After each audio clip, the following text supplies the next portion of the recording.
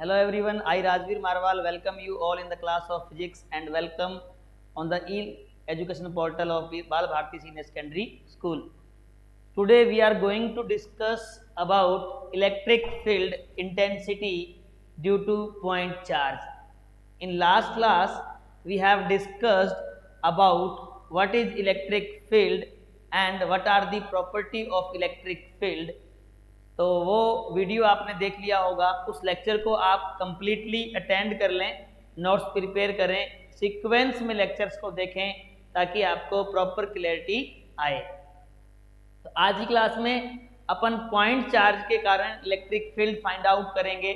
विद्युत क्षेत्र की गणना करनी है जब आपको बिंदु आवेश दिया हो।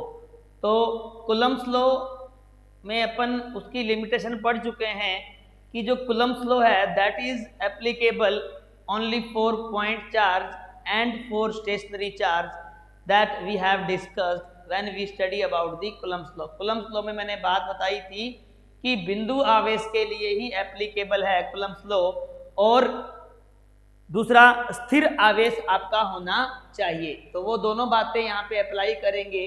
कूलम्ब्स लॉ को यूज करते हुए ही अपन इलेक्ट्रिक फील्ड फाइंड आउट करने वाले हैं।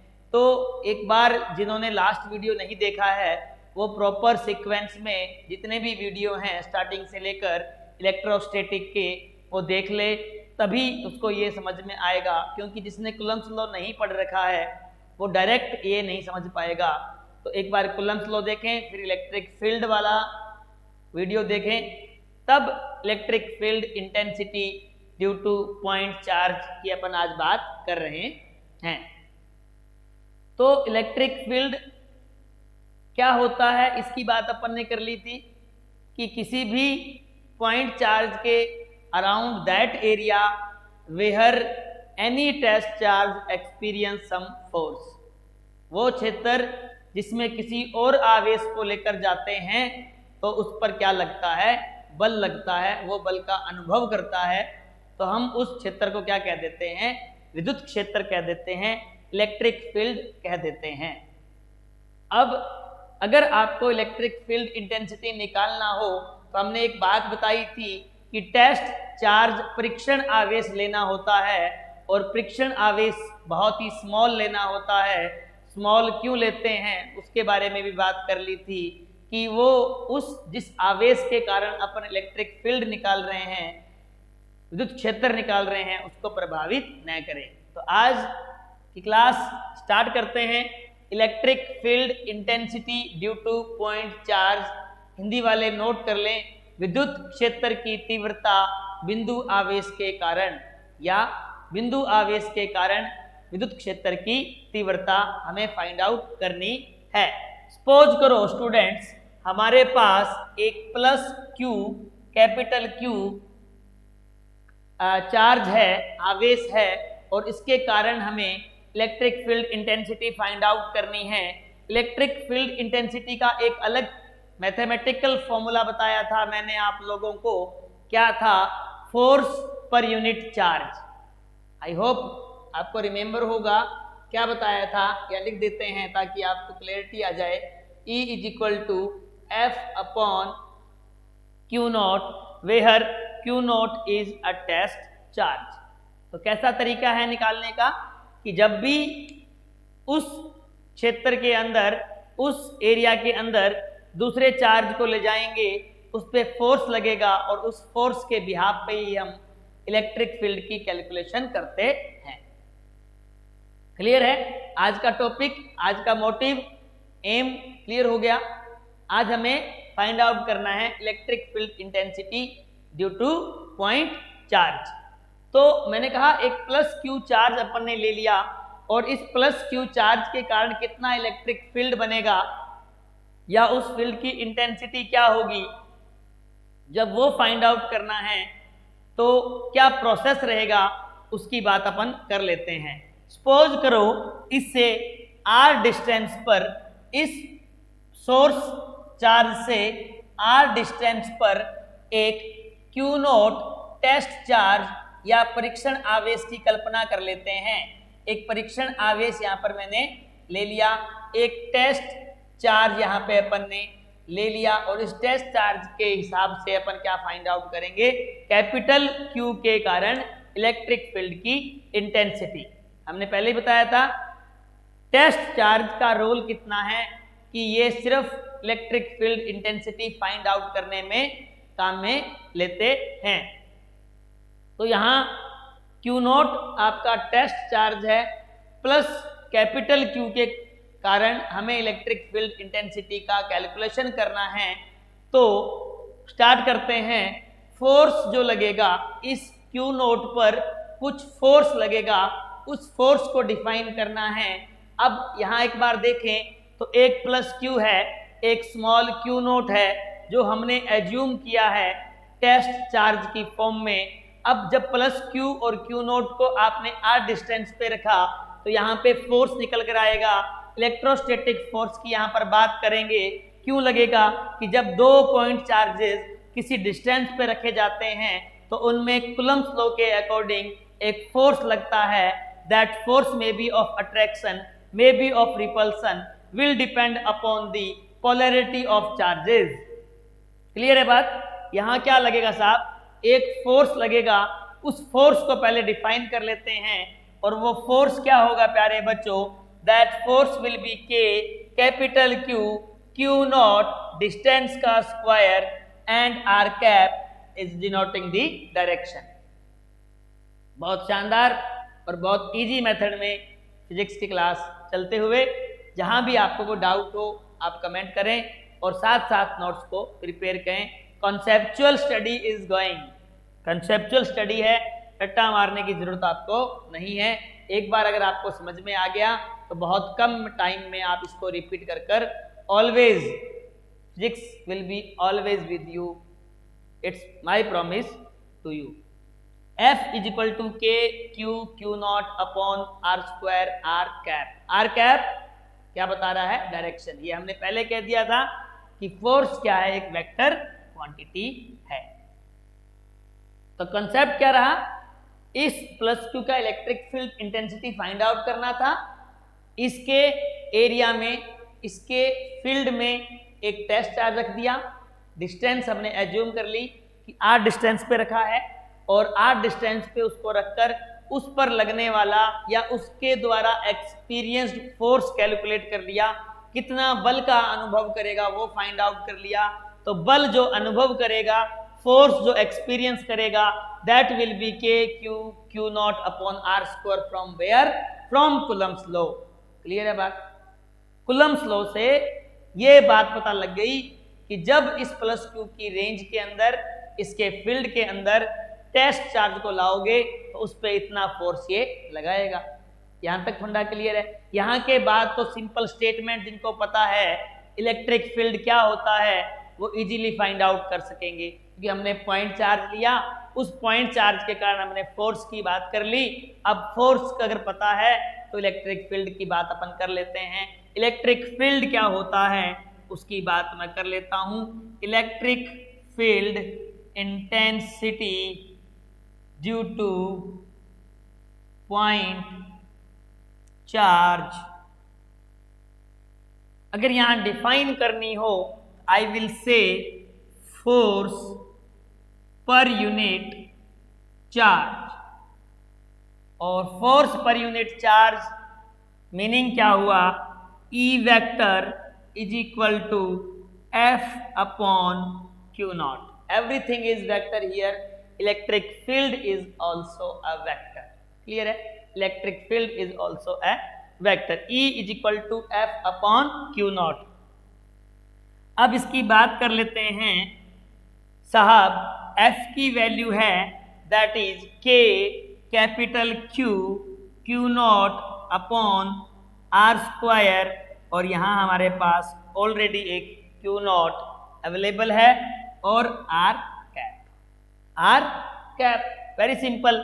अब अगर यहाँ बात करें तो this will become, this will be cancel out, this will become KQ upon R square R cap. बहुत शानदार सा expression, electric field is equal to K capital Q upon R square R cap. एक बहुत शानदार सी बात जो कल बताई थी उसका यहाँ पे जस्टिफिकेशन, क्या जस्टिफिकेशन, कल एक बात बताई थी बच्चों मैंने आपको कि electric field intensity does not depend upon test charge. देखा, टेस्ट चार्ज पे डिपेंड नहीं कर रहा है इलेक्ट्रिक फील्ड इंटेंसिटी, ये डिपेंड कर रहा है सोर्स चार्ज पे, सोर्स चार्ज पे, उसकी पोजीशन पे आर, और मीडियम पे। मीडियम कहाँ दिख रहा है आपको? मीडियम के अंदर हिडन है। अगर मैं इसको थोड़ा सा एक्सपेंड कर दूं तो that will become Q upon R not R cap. K is equal to 1 upon 4 pi epsilon not लिख दिया, Q upon R square R cap, R cap direction. अब बात आती है इलेक्ट्रिक फील्ड की डायरेक्शन की। इलेक्ट्रिक फील्ड इंटेंसिटी क्लियर है point charge के कारण, स्टेप बाय स्टेप समझ में आया होगा। एक बार नहीं है, कोई प्रॉब्लम है तो आप देख लें, मैं थोड़ा सा वेट कर लेता हूं आपका, आप इसको नोट करें। कहीं पर भी कुछ भी आपको लग रहा है कि मेरे को समझ में नहीं आया, ये स्टेप कैसे किया, बहुत सिंपल फॉर्म में हमने इसको सॉल्व किया है। एक चार्ज लिया जिसके कारण इलेक्ट्रिक फील्ड निकालना था, उसके साइड में एक अपन ने टेस्ट चार्ज लिया, उस पर लगने वाला फोर्स कैलकुलेट किया, और इलेक्ट्रिक फील्ड की definition force per unit charge से हमने इलेक्ट्रिक फील्ड इंटेंसिटी E को फाइंड आउट किया, और E इज इक्वल टू आया KQ अपॉन आर स्क्वायर। एक बात और, if will increase amount of source charge, electric field intensity also increase. If we increase distance then electric field decrease. यहां एक बात ये भी ध्यान रखें कि अगर आप चार्ज को बढ़ाएंगे तो इलेक्ट्रिक फील्ड बढ़ेगा, Q increase electric field also increase, R increase electric field decrease. और अगर आपको कोई कह दे इलेक्ट्रिक फील्ड और R के बीच में कर्व बनाइए, ग्राफ आरेखित कीजिए, तो अपन ग्राफ आरेखित कर देते हैं बच्चों।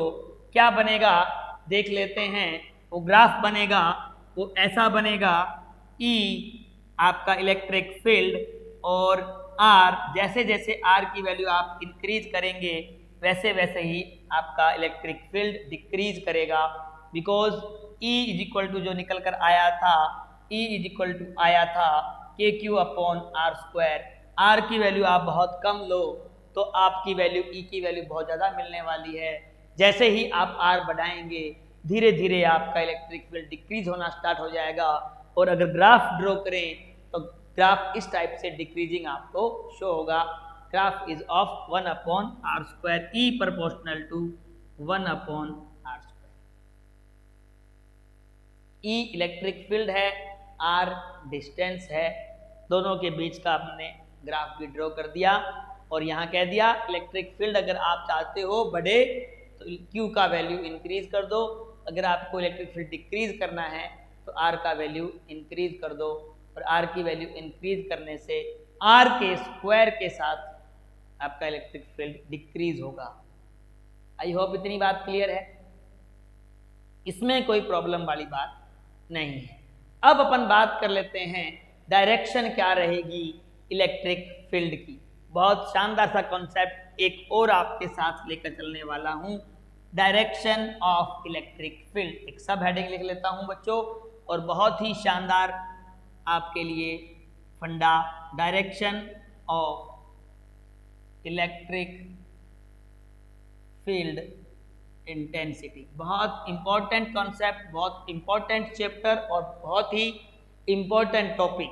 इलेक्ट्रिक फील्ड निकालने के बाद में सिक्वेंशियल स्टडी चलती रहेगी, इसके आगे इलेक्ट्रिक पोटेंशियल है, एनर्जी है, सारी बातें 1 बाय 1 अपन डिस्कस करेंगे। चलो साहब, डायरेक्शन क्या रहेगी? सपोज करो प्लस Q चार्ज है आपके पास, और आपने Q नॉट एक पॉजिटिव चार्ज लिया, तो इस पे जो फोर्स लगेगा that will B of repulsive type. इसको क्या करेगा? ये रिपल्सिव करेगा, इसको प्रतिकर्षित करेगा। इस पे रिपल्सन फोर्स लगेगा, बिकॉज दोनों कैसे हैं, पॉजिटिव पॉजिटिव है। तो जो फोर्स की डायरेक्शन है, जो फोर्स की डायरेक्शन है, वही डायरेक्शन इलेक्ट्रिक फील्ड की रहने वाली है। सपोज करो ये माइनस क्यू होता, यहां प्लस क्यू नॉट होता, ये इसको अट्रैक्ट करता, इस पे एक अट्रैक्शन फोर्स अप्लाई होता, तो इलेक्ट्रिक फील्ड की डायरेक्शन ये हो जाती, इलेक्ट्रिक फील्ड की डायरेक्शन ये हो जाती। क्लियर है? तो direction of electric field is similar to the direction of force between two charges. जिस डायरेक्शन में फोर्स अप्लाई हो रहा है उसी डायरेक्शन में इलेक्ट्रिक फील्ड लेंगे। डायरेक्शन का बड़ा रोल है। जब न्यूमेरिकल, जैसे हमने इक्विलैटरल ट्रायंगल और स्क्वायर के लिए फोर्स कैलकुलेशन यूज किया था, सिमिलर वे में सेम न्यूमेरिकल इलेक्ट्रिक फील्ड के लिए भी आपसे पूछ सकता है। तो ये देखो, पॉजिटिव चार्ज से हमेशा, अगर यहाँ टेस्ट चार्ज पॉजिटिव है तो ऑलवेज आउटवर्ड, ऑलवेज इनवर्ड, जब यहाँ पे माइनस क्यू और यहाँ पे प्लस क्यू है। तो ये बात भी आप ध्यान रखें, लगने वाले फोर्स के according upon direction of electric field calculate करते हैं। आई होप इतना सा फंडा क्लियर हो गया।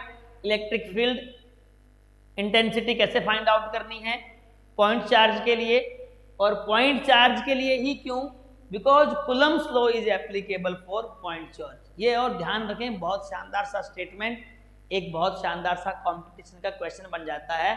Coulombs law is applicable everywhere, moving charge, moving and stationary both, only stationary, answer will be only stationary. Stationary charge पर ही एप्लीकेबल है कुलम्स लॉ, और पॉइंट चार्ज पर ही एप्लीकेबल है कुलम्स लॉ। अब आगे बात करते हैं स्टूडेंट्स, आई होप ये क्लियर है। Direction of electric field intensity, विद्युत क्षेत्र तीव्रता की दिशा कैसे ज्ञात करनी है। जो दिशा बल की है वही दिशा किसकी रहने वाली है, विद्युत क्षेत्र की।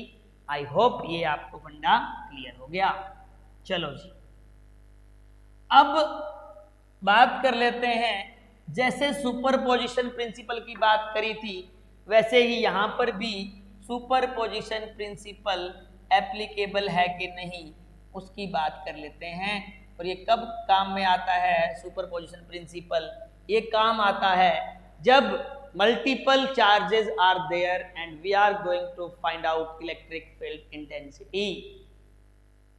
When we want to find out electric field intensity due to multiple charges, then how to take direction and how to calculate. So superposition principle is applicable here also. We are going for algebraic sum. Detail में मैंने वहां पढ़ाया था, यहाँ और clear कर देता हूं। algebraic sum आपको लेना है। algebraic sum का मतलब you have to include direction, कि E पॉजिटिव है या E नेगेटिव है, ये बात आपको ध्यान रखनी है। इसके लिए एक एग्जाम्पल से समझते हैं सुपरपोजिशन प्रिंसिपल, अध्यारोपण का सिद्धांत कैसे अप्लाई करना है इलेक्ट्रिक फील्ड इंटेंसिटी में। तो लिख देते हैं सुपरपोजिशन प्रिंसिपल इन इलेक्ट्रिक फील्ड इंटेंसिटी। इसको कैलकुलेट करने में क्या रोल है इस प्रिंसिपल का, उसकी बात अपन यहाँ पर कर लेते हैं। सपोज करो you have two charges, one is Q1, one is Q2 and they are a distance R apart. R दूरी पर दो चार्जेस Q1 एंड Q2 रखे हुए हैं। अब बीच में इनके बिल्कुल मिड पॉइंट पे एक चार्ज रख दिया Q0। क्या रख दिया, एक चार्ज Q0 मैंने प्लेस कर दिया। अब इस Q0 पे कितना इलेक्ट्रिक फील्ड इंटेंसिटी होगा। देखो इस पर दो फोर्स लग रहे हैं, ड्यू टू दिस इसका इलेक्ट्रिक फील्ड इसको इफेक्ट करेगा, इसका इलेक्ट्रिक फील्ड भी इसको इफेक्ट करेगा। तो टोटल इलेक्ट्रिक फील्ड निकालने के लिए हमें सुपरपोजिशन प्रिंसिपल की हेल्प लेनी है। और सुपरपोजिशन प्रिंसिपल क्या कहता है, electric field due algebraic sum of individual electric field due to multiple charges. अलग अलग चार्जेस का इलेक्ट्रिक फील्ड कैलकुलेट कर दो और उन सब का एल्जेब्रिक सम ले लो, और वो एल्जेब्रिक सम क्या बताएगा आपको? वो बताएगा total electric field on that particular. Clear है? क्लियर है? यहां से कैलकुलेशन कर कर इसको सॉल्व करते हैं, और सॉल्यूशन कैसे निकालना है वो देख लेते हैं। ये r/2 डिस्टेंस बन जाएगी प्यारे बच्चों, and similarly this will be also r/2। Clear है? Total distance was r, we have placed a test charge in between these two, then at midpoint, then this will be r/2 r/2। Suppose करो, अब देखो ये positive और ये positive. Clear है? माना Q1 का जो इलेक्ट्रिक फील्ड है दैट इज इवन, और डायरेक्शन क्या रहेगी? वेरी वेरी इंपॉर्टेंट, डायरेक्शन भी समझ में आ जाएगी।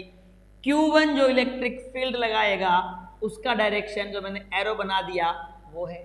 देखो डायग्राम से सब चीजें समझ में आ जाती है। आपका ये जो डायग्राम है, ये जो लेआउट है ना, ये बहुत शानदार होना चाहिए, कट एंड क्लियर होना चाहिए, बिल्कुल इसी को आगे आपको लेकर सॉल्व करना होता है। तो हर बात को यहाँ, हर डायरेक्शन को यहाँ मेंशन कर दें with sign, with everything, positive negative direction, everything, notations इतने क्लियर होने चाहिए कि आपको कंफ्यूज नहीं होना पड़े कि डायरेक्शन क्या ली थी। डायरेक्शन मैंने मेंशन कर दी इवन। क्यों?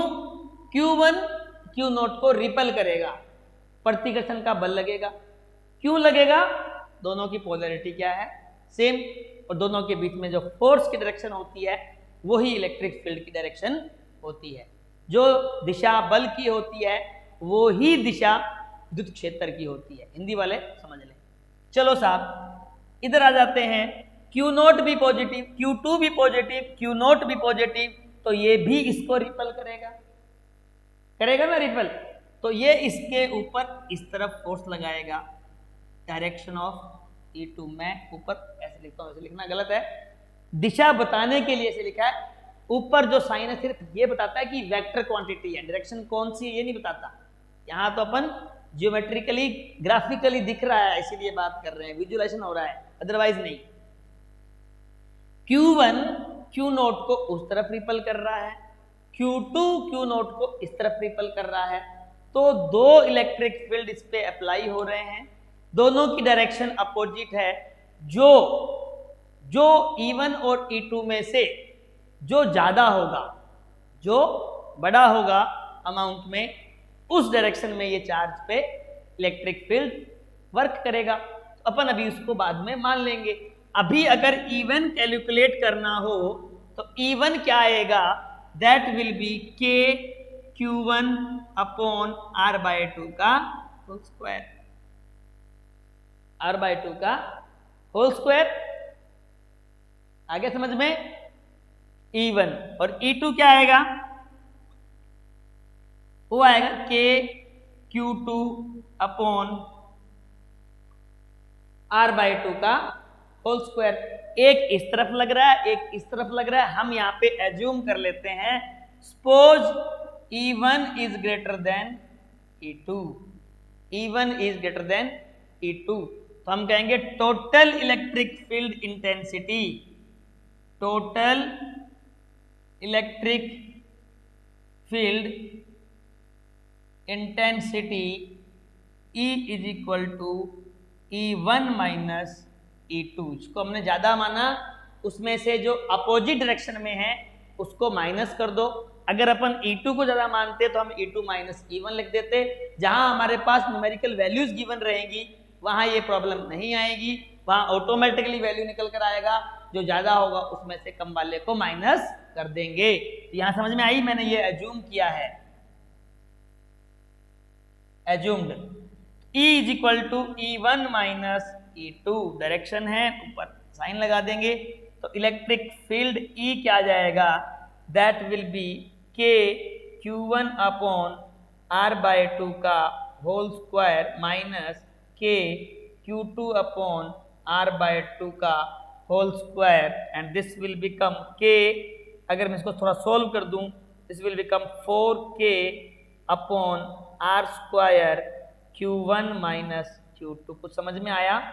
इसको बाहर कॉमन ले लिया, k r/2 का होल स्क्वायर, 2 का स्क्वायर विल बिकम 4, ऊपर चला जाएगा 4k upon R square Q1 minus Q2। Direction क्या रहेगी? In direction of E1। ये बड़ा इंपॉर्टेंट फंडा, इन डायरेक्शन ऑफ E1।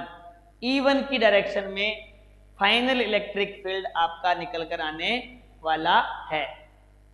तो देखो बहुत ही क्लियर है, जब आपको फंडा क्लियर होगा, फंडामेंटल आपका बहुत स्ट्रॉन्ग होना चाहिए, तो किसी भी टाइप का न्यूमेरिकल, कुछ भी न्यूमेरिकल, कभी कहेगा दो चार्जेस के बीच में थर्ड को कहाँ प्लेस करें कि उस पर नेट इलेक्ट्रिक फील्ड जीरो हो जाए, कभी कहेगा कि इक्विलिब्रियम में कैसे रहेगा, कहाँ प्लेस करें, साइड में प्लेस करें, क्या डिस्टेंस होनी चाहिए। तो क्वेश्चन की वैरायटी आराम से बन सकती है और number of question upon solve भी करेंगे, आपको खुद से भी सॉल्व करने हैं। But before starting numerical part your fundamental should be strong. अगर फंडामेंटल में गड़बड़ है, कॉन्सेप्ट आपका वीक है, कहीं चीजें लेने में दिक्कत है, तो उसको पहले बहुत स्ट्रॉन्ग बना लें बच्चों। कंसेप्चुअल, बिल्कुल कंसेप्ट वाइज चलना है, डायरेक्शन का ध्यान रखना है, कैलकुलेशन का ध्यान रखना है, क्या गिवन है, मिड पॉइंट पे रखा है तो r/2 करना है, स्क्वायर है तो स्क्वायर को यूज करना है। तो यहाँ पे अपने सुपर पोजिशन प्रिंसिपल का use with the help of an example I have explained. Very simple कि दो चार्जेस रखे हुए थे तो दोनों तरफ इलेक्ट्रिक फील्ड लग रहा था, तो टोटल इलेक्ट्रिक फील्ड निकालने के लिए डायरेक्शन को यूज किया, जिसका अमाउंट ज़्यादा है उसमें से अपोजिट डायरेक्शन वाले को मैंने यहाँ पे सब्ट्रैक्ट कर दिया और इजीली आपके सामने आंसर निकाला। एक बहुत सिंपल सा न्यूमेरिकल और बहुत कंसेप्चुअल, फंडामेंटल यहाँ पे क्लियर हो गया होगा कि डायरेक्शन कैसे लेनी है, किस सीक्वेंस में लेना है, कैसे सॉल्व करना है। तो आज की क्लास में अपन ने डिस्कस किया electric field intensity due to point charge, निकालना आ गया, फंडा क्लियर था, कूलम्ब्स लॉ को यूज किया था, चार्ज रखा था, टेस्ट चार्ज लिया, उस पर लगने वाला फोर्स फाइंड आउट किया और डेफिनेशन ऑफ इलेक्ट्रिक फील्ड से F/Q0 is equal to E से अपन ने फाइंड आउट कर लिया। आई होप सबको निकालना आ गया होगा, इसको एक बार करके देख लें।